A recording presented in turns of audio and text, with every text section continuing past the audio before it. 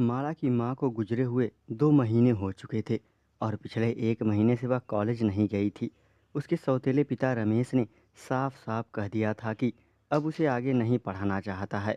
और एक दिन जब वह घर आया तो कहने लगा, माला, तुम्हारे लिए एक अच्छा रिश्ता मिल गया है, अब तुम शादी करके अपने ससुराल चली जाओ।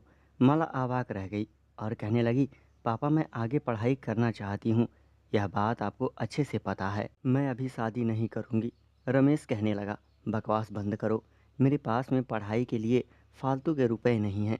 तुम मेरी कोई सगी बेटी नहीं हो, बल्कि मेरी सौतेली बेटी हो, इसलिए मुझे तुमसे कोई लगाव नहीं है। तुम्हारी माँ के गुजरने के बाद अब मुझे किसी का डर नहीं है, इसलिए आज तुम्हें मेरी बात माननी होगी।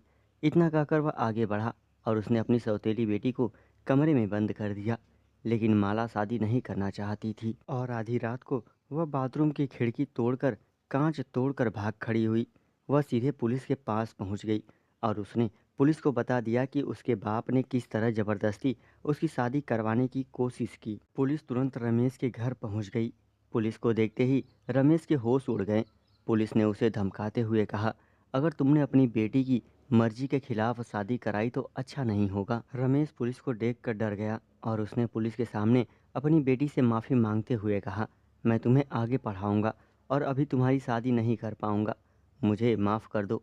माला को अब अपने पिता पर जरा भी भरोसा नहीं था, इसलिए उसने कहा, अब मैं हॉस्टल में रहकर आगे की पढ़ाई करना चाहती हूँ, आप बस मेरे खर्च के रुपए मुझे दे दिया करें। रमेश पुलिस के सामने इस बात के लिए तैयार हो गया और सप्ताह भर के बाद ही माला हॉस्टल पढ़ाई करने के लिए चली गई। अब हॉस्टल में आने के बाद वह पूरी तरह से सुरक्षित थी।